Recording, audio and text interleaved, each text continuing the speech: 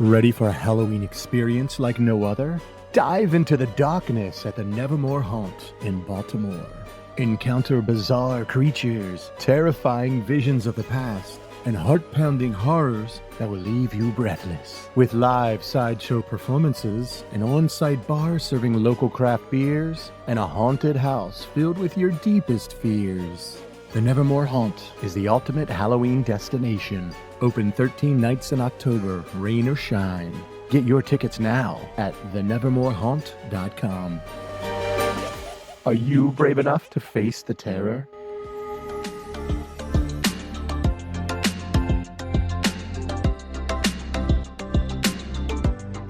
Welcome to another exciting episode of the South Baltimore Now podcast, brought to you by southbmore.com. I'm your host, Nate Carper, and today we're diving into the heart of our vibrant community to spotlight a local gem making waves for our beautiful city beyond its limits. Joining us today is Kenny Kulesz of Klik Solutions. Klik Solutions is a business born and bred right here in South Baltimore. They're not just any managed service provider or IT firm. They've recently earned a coveted spot on the Inc. 5000 list. This recognition highlights their incredible growth and their impact that they're making in the tech world and right here in Baltimore. What makes Klik Solutions truly special is their deep roots in our community. We're chatting with Kenny about their journey, the challenges they've overcome, and the innovative solutions they're bringing to business both locally and globally. So, whether you're a tech enthusiast, a local business owner, or just someone who loves hearing about South Baltimore success stories, this episode is for you. So stay tuned and let's get started.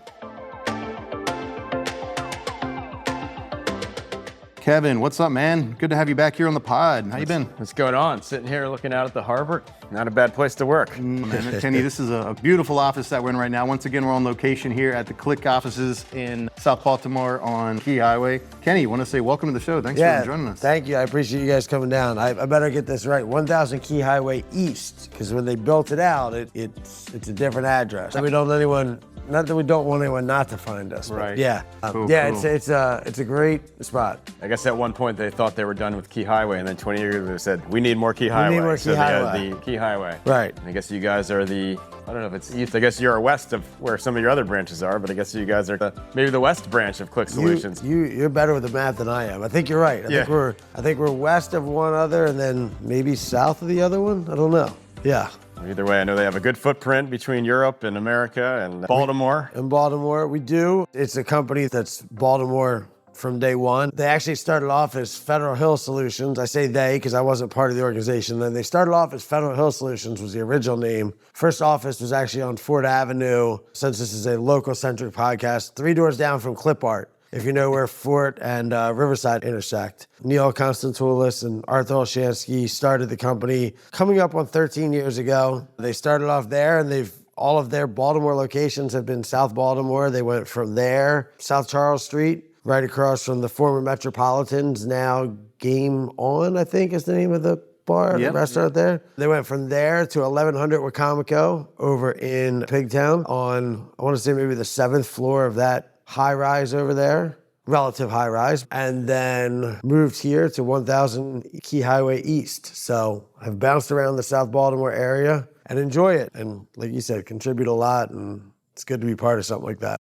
Tell us a little bit about the global team. I know there's people all over. There is. Arthur, one of the co-founders, is of Ukrainian descent, came here to the States when he was very young. And it's one thing for him to be able to support, not even just in the recent years with all the conflict and war that's going on there, but before that, to support that nation as in his heritage. So we have an office in Kiev that houses 20 to 25 folks, which actually also speaks to our larger business model. Being a managed services provider in the IT world, we are 24/7, 365 IT. Having an overseas presence allows us to have that 24/7 coverage with people monitoring at all hours of the day. We also have an office in Amsterdam that also houses one of the companies under the Klik Holdings, which is our cloud company. Molny has a presence there. We own our own cloud. So as you see all these commercials here, everyone's talking about, put it in the cloud. We own our own private cloud. There's obviously very popular solutions out there. There's Google, Microsoft has one. AWS is probably the most well-known. We host our own private one as well. So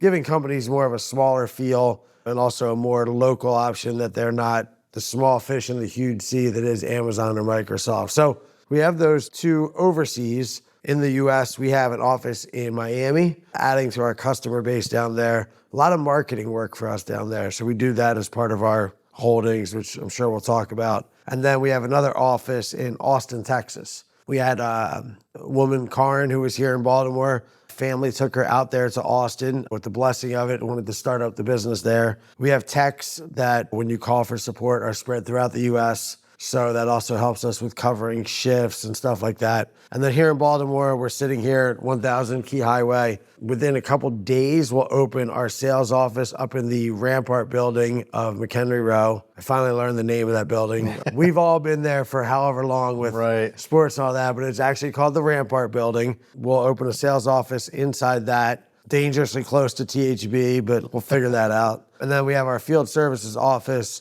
which is also on Key Highway, a little further down, and that's where a lot of our techs, if they're working with local clients, they sort of are there monitoring various requests that come in. Klik's a little all over, but we have about 105, 106 employees, depending on the day. It feels like there's a new hire thing coming out often, so yeah, it's been good. What do you guys love about being in South Baltimore other than being close to Southside Diner?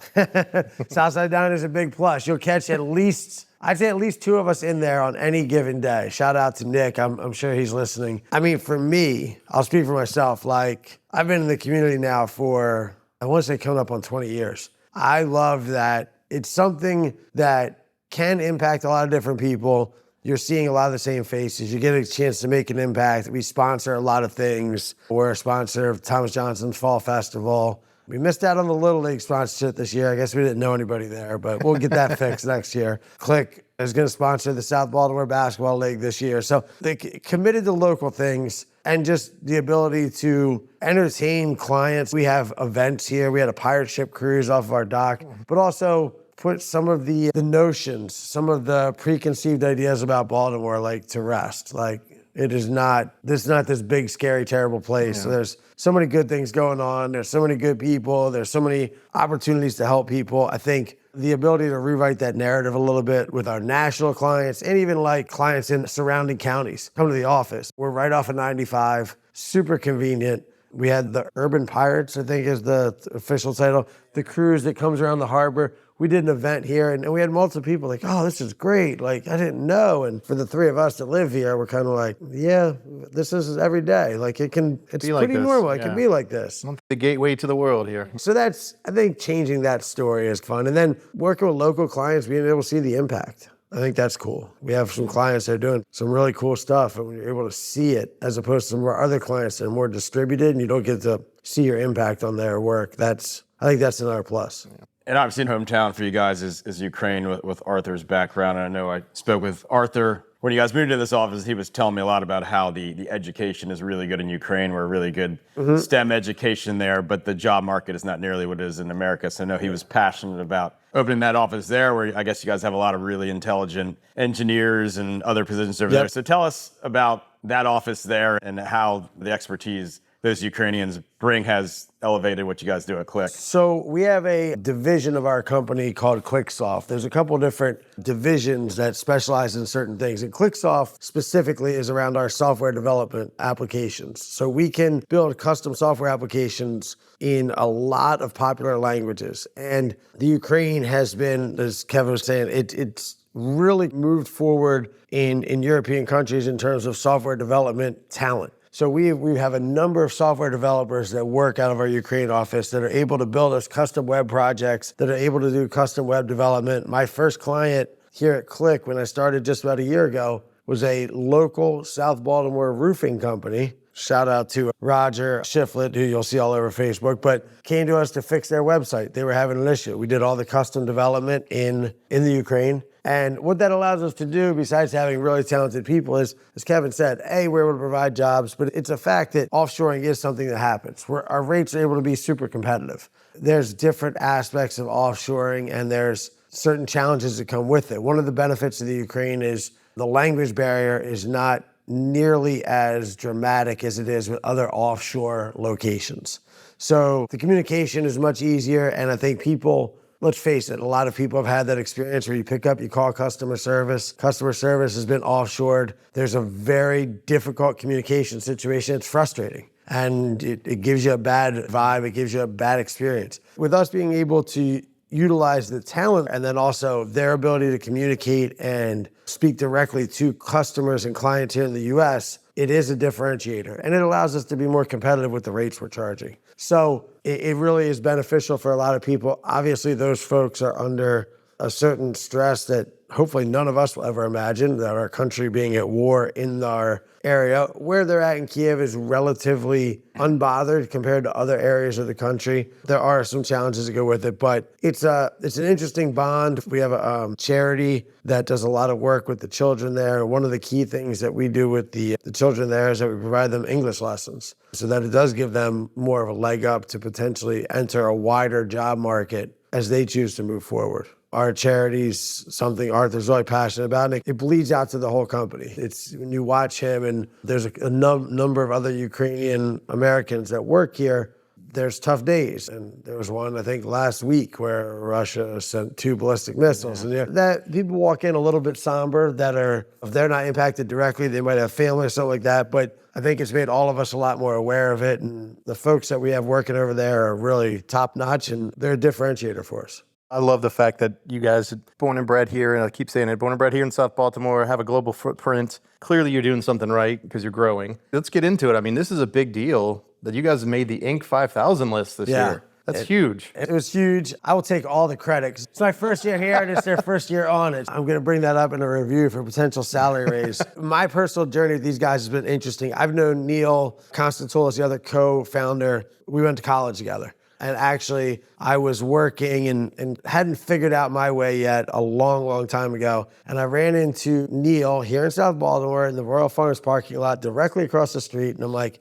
hey, man, I know you're in recruiting. I need a new job. And that's how I thought recruiting worked. And he's like, it's not how this works, but okay, idiot, I'll play along with you for a second. He's like, you should come check out the company I'm at. So went there and got into the IT recruiting field like 17 years ago, maybe 18 now. And so I did that for a long time. And so Neil and I worked together at a couple different companies, and he left one recruiting company. He was getting out of recruiting into IT sales managed services. So he left there, linked up with Arthur at that company, and wasn't a great experience. And so they're like, we don't need a company to do this for us. We could do this ourselves. So they split off and founded, at the time, what was Federal Hill Solutions. Neil and I kept in touch. We live a couple blocks away because South Baltimore, everybody lives a couple blocks away. So I obviously was in touch with those guys, met Arthur, got to know him really well. And in my recruiting journey, I started to help fill positions here at Klik. So when they needed IT talent, they would reach out to me and I would fill positions. Some people that are still here working. And so they've just continued to grow and grown through the office spaces, as I mentioned. So it was about a year ago. I wanted a little change, and the company I was at the time, a bunch of great dudes, they actually used Klik as their IT provider. Because when they started their company, they're like, who should we get for IT? I'm like, you get Klik. It's an easy one. Neil, Arthur, they're great. So I was actually a customer of Klik's. So I'd gone to Neil a year ago. He's really well networked. And I was just like, hey, man, I need to switch. I need to switch some things up. I want to do a different path of recruiting. And he's like, you spent all this time making IT contacts. Why not come sell the IT instead of working with the people? So came in, met with these guys. It was a great fit. But I tell all that to say the growth has not been overnight. It has really been a long path. But I think what has really helped us in the last couple of years, and what honestly separates us from other managed services providers in the city, is we are something that's called SOC 2 compliant, which is one of the highest levels of IT security you can get. As cyber crime becomes a bigger deal, as cyber insurance becomes a huge deal, companies are now required to make sure that either their environment or whoever's hosting their environment, which is typically us, has that level of compliance, has that level of security, or else cyber insurance will not pay out if they're attacked. So we've had clients that have had a breach, and when they went to put in the insurance claim, the insurance company comes back and says, okay, show us this list of all the measures you took to make sure this wouldn't happen.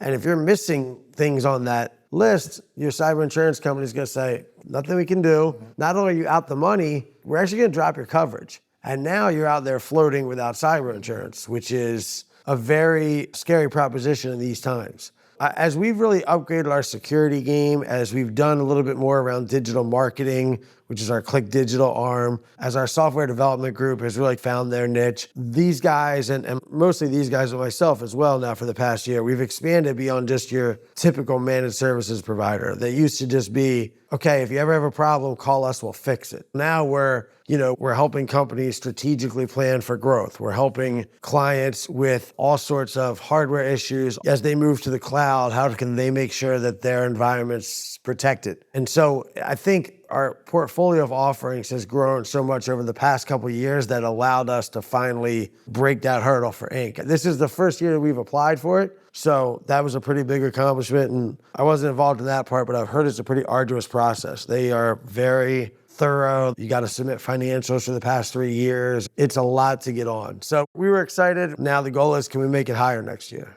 And then as I was going through and talking with you guys, I kind of went through and researched. It looked like there was about 14 Baltimore area companies on there. So wow, all right, it's a pretty good accomplishment. And you're also pretty proud to you're one of a small group that made that. Well, that's awesome to hear, and it's awesome that when you are looking for new office space, you're doing it right here in South Baltimore, not going somewhere else. You guys are committed to being independent and growing in South Baltimore, and it's really great to see. And I know whenever I'm talking to somebody that's starting a small business or maybe a business that wants to be big, I always say first thing you need to do is get a good accountant. But I feel like the second thing they need to do is probably call Klik Solutions to see. You're probably in the exact right order. Yeah. So say I have a startup business that I have big aspirations for, which why would anybody start a business? They don't have big aspirations, but what are some things you'd like to set up a small business with to run their company better? So, I think the thing that we do well, one of the things we do well is we want to understand what are your goals. And we have a wide variety of packages, and we probably have something that fits you, but rather than tell you what that is, tell us where you're trying to get to. One of the client meetings I had that I really enjoyed, and I hope that we'll be getting them on board soon, it's a company that technology doesn't drive their business, right? So for them, it's not as important for certain aspects because they're gonna still be able to make money. It's a paving company, right? And they're like, listen, technology helps us. It makes life easier. There's certain parts we need technology for, but if all of our computers go down for a week, we can still make money. We can still get out the pen and paper, do time sheet. Okay, cool. You fit into this bucket. You're more in this space.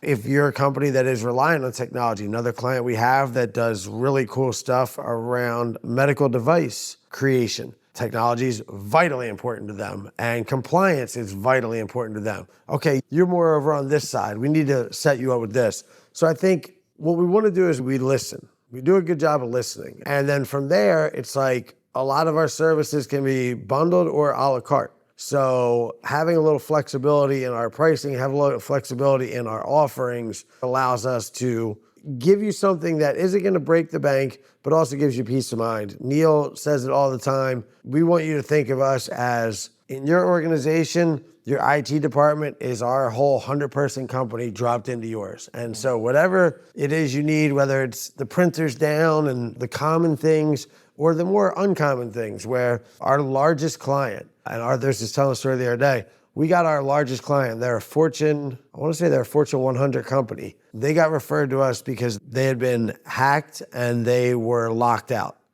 And immediately we started on solutions to restore and back up as much as we could to get on. Arthur will tell the story. We actually started working without the contract signed. Now, we're not going to do that all the time. I just want to be clear for the internet. But we started working for them without the contract signed. It was built on trust. And as we started to back them up and get them back standing up, it turned into an engagement that's now multi-years and is growing, and it's a really cool scenario. So I guess to actually answer the question is, we want to know, how do you want to grow and what can we do to support it? And then from there, let's figure out how we can work together. And it doesn't matter whether it's a small operation or, like you said, Fortune 100 to mom and pop shops. I would say our sweet spot is 10 employees to 250, 500 employees is where we probably our sweetest spot, where we do the absolute best. We have clients that are larger. We put resources on site. I'm working with a client right now down in Annapolis that is a Maryland state entity that is in business for 90 days a year. And they pass a lot of important pieces of paper for 90 days. And so we're going to help them with some on-site resources, I hope, that they're going through something and they need someone to come down and help supervise on site. So I think our flexibility and our depth of services is what can allow a small company to grow, or we can come in and pick up for a mid-sized company. I know an important part to any company growing is having a big college basketball party every year. And I Huge. think It's the key point. Kenny, you'll know he really loves that party. That part's not bad. And I think I've been going to that party for probably over 10 years now. So talk about some of the fun events you guys do out in the community that I guess are not only good for networking and all that, but probably good for seeing friends and community relations and all those things. The good news is our events are never going to be a hard sell event. No one's coming up to you at these events and saying, why are you not with us, this, that, or the other. Our headliner, as Kevin mentioned, is our March Madness event. We've had it at various locations in South Baltimore. Last year, we went over to the Green Turtle in Canton. They had their sports book. We got a really great intro. I'll shout him out from Jeremy Kahn, who was super helpful in setting that up for us. That was a fundraiser for the Ukraine. Come out all day, watch the first day of college basketball, come out, watch the games. That's always a great event. As things were starting off with Russia and Ukraine, we did a supplies drive